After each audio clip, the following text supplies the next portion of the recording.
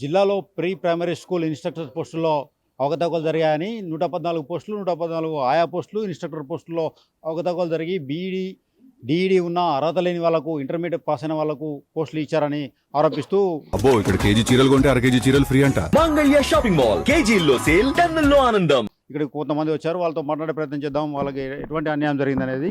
మీరు ఎక్కడి నుంచి వచ్చారు, మీకు ఎటువంటి అన్యాయం జరిగింది? నేలకొండపల్లి మండలం నుంచి వచ్చాం సార్ మేము. నేను నా భార్య ఇద్దరం కూడా ఎంఏ బీఈడి కంప్లీట్ చేసినటువంటి వ్యక్తులం. ఈ ప్రీ ప్రైమరీ సెక్షన్లో ఈ పోస్టులకి ఇన్స్ట్రక్టర్ పోస్టులకు మేము అప్లై చేసుకుంటే ఎంఈఓ ఆఫీస్లో 1:3లో నా భార్య ఫస్ట్ ప్లేస్లో ఉంది, నేను సెకండ్ ప్లేస్లో ఉన్నాను, థర్డ్ ప్లేస్లో వేరే పర్సన్ ఉన్నారు. అయితే ఈ 1:3 తీసినప్పుడు ఆర్డీఓ ఆఫీస్లో ఇంటర్వ్యూస్కి పిలిచినప్పుడు నేను ఆ మెరిట్ లిస్ట్ కూడా చూశాను. ఆ మెరిట్ లిస్ట్లో నా భార్యకు 97 ఉంది, నాకు వచ్చేసి 88 ఉంది, థర్డ్ పర్సన్కి వచ్చేసి 86 మెరిట్ ఉంది. కానీ 1 మంత్ వరకు కూడా ఉద్యోగం మీదే, మీకు తప్ప ఇంకెవరికి వెళ్ళదు, మెరిట్ లిస్ట్లో మీరే ఉన్నారు, మీ ఇద్దరు ఎవరికో ఒకరికి వస్తుంది అని చెప్పేసి ఎంఈఓ స్థాయి నుంచి ఉన్నటువంటి అధికారులు కూడా దీని గురించి మాకు ఇన్ఫర్మేషన్ ఇవ్వడం జరిగింది. కానీ ఫైనల్గా వచ్చేసరికి మెరిట్ లిస్ట్లో ఉన్నటువంటి మా పేర్లు తొలగిపోయి ఇంకో 2 డేస్లో లిస్ట్ రిలీజ్ అయిద్దానంగా మెరిట్ లిస్ట్లో ఉన్న మా పేర్లు పక్కకు పడేసి థర్డ్ ప్లేస్లో ఉన్నటువంటి అభ్యర్థికి ఈ పోస్ట్ ఇవ్వడం జరిగింది. ఇంకా చెప్పాలంటే నా భార్యకు ఎంఏ బీఈడి క్వాలిఫికేషన్తో పాటు 3 సార్లు టెట్ క్వాలిఫై అయింది. టీచర్ ఎలిజిబిలిటీ టెస్ట్ అనేది 3 సార్లు క్వాలిఫై అయింది. 12 సంవత్సరాల అనుభవం ఉంది నా భార్యకు. నాకు 8 సంవత్సరాల అనుభవం ఉంది, నేను ఎంఏ బీఈడి చేశాను. కానీ మా ఇద్దరిలో కూడా ఎవరికి రాలే. థర్డ్ పర్సన్కి కేవలం బీఈడి మాత్రమే ఉంది, టెట్ క్వాలిఫై అవ్వలే. ఆ బీఈడి కూడా ఓపెన్ బీఈడి, మాది రెగ్యులర్ బీఈడి. మరి ఎక్కడి సార్ న్యాయం జరిగింది?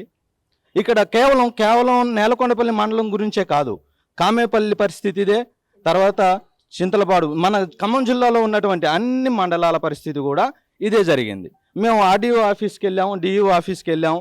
అక్కడ వాళ్ళు ఏమంటున్నారంటే మాకు కేవలం ఎంఈఓలు పంపినటువంటి మెరిట్ లిస్ట్ ప్రకారమే మేము ఈ పోస్టుల లిస్ట్ మాత్రమే మేము ఇచ్చామని డిఈఓ ఆఫీస్లో చెప్తున్నారు. డిఓ ఆఫీస్లో మేము క్లియర్గా 1కి 4 సార్లు తిరిగి అడిగాం సార్. అడిగితే అక్కడ డిఓ గారి దగ్గరికి వెళ్తే మీరు దీని గురించి పూర్తి ఇన్ఫర్మేషన్ ఏఎంఓ గారిని అడిగి తెలుసుకోండి అన్నారు. ఏఎంఓ గారి దగ్గరికి వెళ్తే ఏఎంఓ గారు ఏమంటున్నారంటే దీని గురించి చెప్పడానికైతే మా దగ్గర ఏమీ లేదు, ఇది మేము ఇంటర్వ్యూ చేసింది కాదు, ఆర్డీఓ గారు చేశారు, మీ ఎంఈఓ గారిని అడగండి అని వాళ్ళు అంటున్నారు. మరి ఎంఈఓ గారి దగ్గరికి వెళ్తే ఆర్డీఓ గారు చేసిన ఇంటర్వ్యూ ప్రకారమే ఇది జరిగింది అంటున్నారు. మళ్ళీ ఏఎంఓ గారి దగ్గరికి వెళ్ళాం. ఏఎంఓ గారు ఏమంటున్నారంటే ఈ ఇంటర్వ్యూ అనేది మా దగ్గరికి మీ ఫైల్లో అయితే ఏమీ రాలే, మీ సర్టిఫికెట్లు కూడా మా దగ్గరికి రాలా. ఆర్డీఓ గారు ఇంటర్వ్యూ చేసి ఇంటర్వ్యూలో మెరిట్ లిస్ట్ ఎవరికైతే వచ్చిందో వాళ్ళ లిస్ట్ మాత్రమే టిక్ చేసి మాకు పంపారు. ఆ లిస్టే మేము రిలీజ్ చేసాం. అంతకు మించి మాకు ఇందులో ఏం సంబంధం లేదు అని ఏఎంఓ గారు చెప్తున్నారు. మరి ఏఎంఓ గారిని అడగాల, మేము ఆర్డీఓ గారిని అడగాల, ఈ ఎంఈఓ గారిని అడగాల, ఎవరి దగ్గరికి వెళ్ళినా కానీ ఒకరి మీద ఒకరు చెప్పుకుంటున్నటువంటి పరిస్థితి ఏర్పడుతుంది. ఇది మేమే కాదు, మండలంలో జిల్లాలో ఉన్నటువంటి అన్ని మండలాల అభ్యర్థులు మేము కలెక్టరేట్కి కూడా వెళ్ళి గ్రీవెన్స్లో కూడా దీని గురించి అప్లై చేశాం. కానీ కలెక్టర్ గారి దగ్గరికి వెళ్తే కలెక్టర్ గారు ఏమంటున్నారంటే ఇంటర్కి 50 మార్క్స్, అదర్ క్వాలిఫికేషన్కి 20 మార్క్స్, ఇంటర్వ్యూకి 30 మార్క్స్ అంటున్నారు. మరి ఇంటర్వ్యూలో వాళ్ళు అడిగిన క్వశ్చన్స్ ఏంటి? ఇంటర్వ్యూలో వాళ్ళు అడిగిన క్వశ్చన్స్ కూడా నేను చెప్తాను సార్. ఈరోజు మీ పేరేంటి? మా పేరు మాకు తెలియదా సార్? మీ క్వాలిఫికేషన్ ఏంటి? మా క్వాలిఫికేషన్ మాకు తెలియదా సార్? ఇన్ని సంవత్సరాలు మీరు ఏం చేశారు అని అడిగారు. మేము ఇన్ని సంవత్సరాలు ఏం చేసామో మేము చెప్పలేమా సార్? ఈ 3 క్వశ్చన్స్కి తప్ప వేరే క్వశ్చన్లు ఏం అడగల. ఈ పోస్ట్ మీరు ఎందుకు ఎంచుకున్నారు అని అడిగారు. ఈ 4 క్వశ్చన్లు సార్ వాళ్ళు అడిగింది. ఈ 4 క్వశ్చన్లకు కూడా ఏమన్నా గ్రూప్ 1 గ్రూప్ 2 క్వశ్చన్సే సార్ మేము ఆన్సర్ చేయలేకపోవడానికి? వీటికి కూడా మేము ఆన్సర్ చేయలేకపోయామంట. అంటే 12 సంవత్సరాల టీచింగ్ అనుభవం ఉండి ఈ 4 క్వశ్చన్స్కి ఆన్సర్ చేయలేనటువంటి దయానీయ పరిస్థితిలో మేము ఉన్నామా? ఆర్డీఓ గారికి తెలియదా? పోనీ ఆర్డీఓ గారు ఏమన్నా గ్రూప్ 1 క్వశ్చన్స్ అడిగారా? కాదు కదా సార్. ఈ 4 క్వశ్చన్స్ ఆన్సర్ చెప్పలేనటువంటి దయానీయ స్థితిలో మేము ఉన్నామా? ప్రధాన ఆరోపణ ఏంటి? ఎట్లా అంటే మాకు ఇక్కడ కేవలం కావాల్సింది ఒకటే సార్, అర్హత కలిగినటువంటి అభ్యర్థులకి ఈ పోస్టులు ఇవ్వండి. నేను అధికారులను అడగదలుచుకున్న విషయం ఏంటంటే సూటిగా అడుగుతున్నాను సార్. ప్రభుత్వం ఈ విధానాన్ని, ఈ ప్రీ ప్రైమరీ సెక్షన్ విధానాన్ని ప్రవేశపెట్టింది ఎందుకు? విద్యా వ్యవస్థను బలపరచడానికి. మరి అర్హత లేనటువంటి అభ్యర్థుల్ని సెలక్షన్ చేయడం వల్ల, ఈ పోస్టులకి ఎంపిక చేయడం వల్ల విద్యా వ్యవస్థ బలపడుతుందా? ఇదే క్వశ్చన్ నేను డైరెక్ట్గా ఏఎంఓ గారిని కూడా అడిగాను సార్.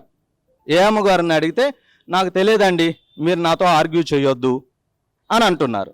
ఇంకా చెప్పాలంటే దీని మీద ఎంక్వైరీ చేస్తున్నాం అంటే, థర్డ్ టైం మేము వెళ్ళినప్పుడు ఎంక్వైరీ చేస్తున్నాం అని అన్నారు. ఎంక్వైరీలో మళ్ళీ నేను ఫోర్త్ టైం వెళ్ళి ఏఎంఓ గారిని అడిగితే ఆయన సింపుల్గా ఒక మాట అన్నారు, ఆర్డీఓ గారు ఎవరికైతే మెరిట్ మార్కులు వేశారో ఆ మెరిట్ మార్కుల ప్రకారం మేము రిలీజ్ చేసాం, దీని మీద ఎంక్వైరీ చేస్తున్నాం. ఇప్పుడు వ్యవస్థ తప్పు చేసిందని ఒప్పుకుంటుందా? ఒప్పుకోదు కదా. సింపుల్గా ఆర్డీఓ గారు ఎవరికైతే మెరిట్ లిస్ట్ ఇచ్చారో, మెరిట్ మార్క్స్ ఇచ్చారో వాళ్ళనే ఇంకా సపోర్ట్ చేస్తూ, వాళ్ళనే సమర్థిస్తూ, వాళ్ళకే న్యాయం చేసే విధంగా చెప్తారు కాబట్టి అదే ఎంక్వైరీ. ఇంకా మేము ఎంక్వైరీ చేసినా ఆయన ఇదే చెప్తాడు. అంతే తప్ప బై మిస్టేక్ మీ పేరు తప్పుపడింది, మీకు రావాల్సిన జాబ్ వేరే వాళ్ళకి వచ్చిందని మీ పేరు అయితే మారవరు కదా అని ఇలా ఉదాహరణలు చెప్తూ మమ్మల్ని మభ్యపెట్టే ప్రయత్నం చేస్తున్నారు సార్. కాబట్టి మాకు ఈ విషయంలో న్యాయం చేయండి. మేము అర్హత లేక ఈ ఉద్యోగాల కోసం అడగట్లేదు సార్. అర్హత ఉంది. కేవలం మా తల్లిదండ్రులు మమ్మల్ని కష్టపడి చదివించారు సార్. మేము చదువుకున్న ఈ క్వాలిఫికేషన్కి విలువ లేకుండా పోయింది. ఈరోజు ఈ ఇన్స్ట్రక్టర్ ఉద్యోగాలు వచ్చి మేమేదో సంపాదిస్తాం, మేమేదో కూడబెడతామనే ఆశ కాదు సార్. మేము చదువుకున్న ఈ క్వాలిఫికేషన్ ఏంటి? ఇన్ని సర్టిఫికెట్స్ మేము పెట్టుకొని ఈ క్వాలిఫికేషన్కి అర్హత లేకుండా, విలువ లేకుండా చేశారు ఈ అధికారులు. మరి ఇది అధికారుల నిర్లక్ష్యం అనాలా, ఏమనాలి? కాబట్టి ఈ విషయంలో మాకు తగిన న్యాయం చేయండి. మీరు ఎక్కడి నుంచి వచ్చారు? మీ అర్హత ఏంటి? మీ మండలంలో జరిగిన మీరు చేస్తున్న ఆరోపణ ఏంటి? సార్, నా పేరు దగ్గుబాటి సామ్రాజ్యం. నేను చింతకాని మండలం వందనం గ్రామం నుంచి వచ్చాను. వందనం గ్రామం ఎంపీపీఎస్ స్కూల్ నుంచి ప్రీ ప్రైమరీ ఇన్స్ట్రక్టర్ పోస్టుకు నేను అప్లై చేసుకున్నాను.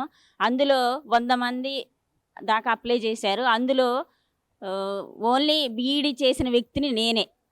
అయితే మండల స్థాయిలో 2 సార్లు సర్టిఫికేట్ వెరిఫికేషన్ చేశారు, ప్లస్ ఇంటర్వ్యూ కూడా చేశారు. ఆ ఇంటర్వ్యూ కేవలం మండలంలో నన్ను ఒక్కదాన్నే అడిగారు, మిగతా వాళ్ళని ఎవరిని ఇంటర్వ్యూ చేయలేదు. అయినా నాకు ఆ మండల స్థాయిలో ఇంటర్కి 50%, ఎడిషనల్ క్వాలిఫికేషన్ అయిన బీఈడీకి 20%, ఇంటర్వ్యూకి 18 మార్క్స్ వేసి, అవుట్ ఆఫ్ 30 మార్క్స్ 18 మార్క్స్ వేసి నాకు 88, నేను మొదటి స్థానంలో నన్ను ఉంచారు మండల స్థాయిలో.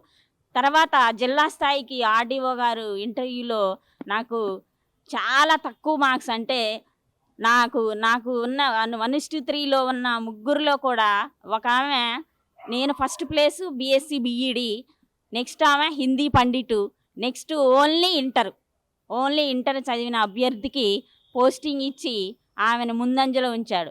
అయితే ఇంటర్వ్యూలో అడిగిన క్వశ్చన్స్ ఇంతకుముందు సార్ చెప్పినట్టుగా, మీ పేరేందమ్మా, మీ క్వాలిఫికేషన్ ఏంది? BEd sir. బీఈడీ చేసి ఎన్ని సంవత్సరాలు అయింది? 8 ఇయర్స్ అయింది. ఈ 8 ఇయర్స్ ఏం చేశారు? ఇవే సార్. అయితే నేను టీచింగ్ ఎక్స్పీరియన్స్ ఉంది. ఏ క్లాస్ అలో చెప్పినావు? 5th standard. ఇప్పుడు నువ్వు ఎలా చదువుతావు? ఆ క్వశ్చన్సే సార్ అడిగింది అక్కడ. ఆ క్వశ్చన్స్కి మీరు ఇంటర్వ్యూలో సరిగా ఆన్సర్ చేయలేకపోయారు, అందువల్లే మీకు ఇట్లా వచ్చిందని ఆర్డీఓ గారిని కూడా మేము కలవటం జరిగింది. అయితే ఇంటర్వ్యూలో సార్, నేను కేవలం ఇంటర్ చదివిన అమ్మాయి కంటే నేను చెప్పలేకపోయానా సార్? నాకు కేవలం 30 మార్క్స్కి 8 మార్క్స్ వేశారు, ఓన్లీ 8 మార్క్స్. ఇలా వేయటానికి కారణం ఏంటి సార్ అని అడిగినప్పుడు ఆయన చెప్పిన నాకు ఆన్సర్ ఏంటంటే, నేను నిన్ను ఇంటర్వ్యూ చేసినప్పుడు నా పీస్ ఆఫ్ మైండ్ అలా ఉంది, ఆమెను ఇంటర్వ్యూ చేసినప్పుడు నా పీస్ ఆఫ్ మైండ్ ఇలా ఉంది, అందుకోసమే నేను ఆమెకి 29 వేసా, అవుట్ ఆఫ్ 30 మార్క్స్, నీకు 8 మార్క్స్ వేసిన అని సమాధానం చెప్పడం జరిగింది. అయితే నేను మెరిట్ లిస్టు 1:3 ప్లస్ ఈ 1:1 లాస్ట్ ఫైనల్ ఇంటర్వ్యూ చేసిన మార్క్స్ లిస్ట్ ఇవ్వమని అడిగితే నా దగ్గర లేదు, నన్ను ఎవరు ఏమి అడగొద్దని మమ్మల్ని బయటికి పంపించిన విధానం మొన్న జరిగినది. ఇంతకుముందు 2 రోజుల క్రితం కూడా నేను ప్రెస్ మీట్ పెట్టి మాట్లాడటం జరిగింది. ఇది కేవలం స్థానికతకు సంబంధించింది. అర్హత లేని అమ్మాయి అయినా ఒక ఇంటర్ చదివిన అమ్మాయికి నేను బీఈడీ చేసి టీచింగ్ ఎక్స్పీరియన్స్ ఉండి టెట్ క్వాలిఫైడ్ 5 సార్లు నేను టెట్ రాసిన, 5 సార్లు కూడా నేను క్వాలిఫై కావటం జరిగింది. నేను మా గ్రామంలో వచ్చి అడిగిన ఈ పలానా అమ్మాయి టీచరా కాదా అనేది కూడా మీరు వెరిఫై చేసుకున్నా కూడా నేను ముందంజలో ఉంటాను అని నేను చెబుతున్నా. నాకు సార్ చెప్పినట్టు కరెక్ట్ అర్హత, నేను నా తల్లిదండ్రులు చదివించిన ఈ బీఈడీ నాకు అర్హత ఉంది కాబట్టి నేను ఈ పోస్ట్కి అప్లై చేసిన. నిన్న ప్రజావాణిలో కూడా డిఈఓ గారు చెప్పిన సమాధానం ఏంటి, సార్ నేను బీఈడీ చేశా, నాకు ఏంటి కేవలం 8 మార్క్సేనా, ఒక 2 మార్క్స్ వేయొచ్చుగా సార్, 10 మార్కులు వస్తే నాకు జాబ్ వచ్చింది కదా అని నేను అడిగినప్పుడు, అమ్మా నువ్వు బీఈడీ చేసినావు, నువ్వు అయ్యరు, నీకు గవర్నమెంట్ పోస్ట్ వచ్చింది, నువ్వు ఈ స్కూల్ని వదిలేసి, నీకు ఈ పోస్ట్ ఇస్తే ఈ స్కూల్ని వదిలేసి వెళ్ళిపోతావు, తర్వాత ఆ పోస్ట్ ఖాళీ అయింది కాబట్టి నీకు ఇయ్యలేదేమో అని నాకు ఏదేదో సమాధానాలు చెప్పి మమ్మల్ని ఇలా కాలయాపన చేశారు. సో నేను ఫైనల్గా చెప్పేది ఏంటంటే, నాకు తీరని అన్యాయం జరిగింది. కేవలం స్థానికతను పట్టి ఈ గ్రామ సర్పంచ్ చేతిలో ఉందని అందరూ సర్పంచ్ పేరే చెబుతున్నారు. మరి వాళ్ళు అధికారులతో కుమ్మక్కయి డబ్బులు కూడా చేతులు మారినాయి అనే మాటలు కూడా మాకు తెలియటం జరుగుతుంది. కాబట్టి నేను చెప్పేది ఏమనగా, మీరు as per govt rules instructor గల అర్హతలను మీరు పరిశీలించి మీడియా మిత్రులకు కూడా తెలియజేస్తున్నాను. చేసి మీరు అందరూ మాకు న్యాయం జరిగేటట్టు చేస్తారని పూర్తి నమ్మకంతో నేను ప్రతి ఒక్కరికి ధన్యవాదాలు తెలియజేసుకుంటున్నాను. మీరు చెప్పండి, మీరే స్కూల్లో అప్లై చేశారు, మీకు ఏం జరిగింది? నా పేరు రేష్మా అండి. నేను ప్రకాష్ నగర్ కుమ్మర్ బజార్ వాస్తవ్యురాల్ని. మా ఏరియాలో రాజేంద్ర నగర్ జీపీఎస్ అనే స్కూల్కి ఇన్స్ట్రక్టర్ పోస్ట్కి నేను అప్లై చేశానండి. ఎంఈఓ ఆఫీస్లో 1:3లో ఫస్ట్ ప్లేస్లో ఉన్నాను. నేను బిఎడ్ ప్లస్ నేను టెట్ కూడా క్వాలిఫైడ్ అండి. నాతో పాటు పార్టిసిపేట్ చేసిన అమ్మాయి జస్ట్ డిఎడ్, టెట్ క్వాలిఫికేషన్ లేదు. నేను 8 years ప్రైవేట్ స్కూల్స్లో పిల్లలకి చదువు చెప్పాను. అమ్మాయికి అది కూడా లేదు. మరి అమ్మాయిని ఎలా సెలెక్ట్ చేశారో తెలియదు. నేను ఇదే విషయం ఎంఈఓ ఆఫీస్లో అడగడానికి వెళ్తే ఆవిడ ఏమంటుంది, నేను నీతో మాట్లాడడానికి నా దగ్గర టైం లేదు, నువ్వు బయటికి వెళ్తే నాకు వేరే పని చూసుకుంటాను అని చెప్పి నిర్లక్ష్యంగా సమాధానం చెప్తున్నారు. మరి అది ఎంతవరకు కరెక్టో ఆ మేడం గారికి తెలియాలి, అర్బన్ ఎంఈఓ గారు. అండ్ నేనేం చెప్తున్నానంటే, మేము ఇట్లా విద్యార్హతలు కలిగి ప్రైవేట్ స్కూళ్ళల్లో టీచింగ్ ఎక్స్పీరియన్స్ కలిగిన మమ్మల్ని కాదని, ఏమాత్రము కూడా ఎక్స్పీరియన్స్ లేని అండ్ టెట్ కూడా క్వాలిఫై అవ్వని వాళ్ళకి ఆ పోస్ట్ని కట్టబెట్టారు. మేము ఇంకా ఎన్ని సంవత్సరాలు ప్రైవేట్ విద్యా సంస్థల్లో మగ్గిపోవాలో కలెక్టర్ గారు మాకు సమాధానం ఇస్తే బాగుంటుంది. ఇంకా ఇంతకంటే ఏం ఎక్స్పీరియన్స్ మీరు ఎక్స్పెక్ట్ చేస్తున్నారో ఆ ఇన్స్ట్రక్టర్ పోస్ట్కి డిఈఓ గారు, ఆర్డీఓ గారు, ఎంఈఓ గారు చెప్తే బాగుంటుందని నేను వినిపించుకుంటున్నాను. Thank you. అనేక సంవత్సరాలుగా టీచర్గా పనిచేసి టెట్లో కూడా క్వాలిఫై, అనేక సంవత్సరాలుగా టెట్లో కూడా క్వాలిఫై మేము ఉన్నామని, మాకు అన్యాయం చేశారని, అర్హత లేని వారికి పోస్టులు అమ్ముకున్నారని వీళ్ళు ఆరోపిస్తున్నారు. వీడియో జర్నలిస్ట్ నాగేందర్తో హరీష్, RTV ఖమ్మం నుండి.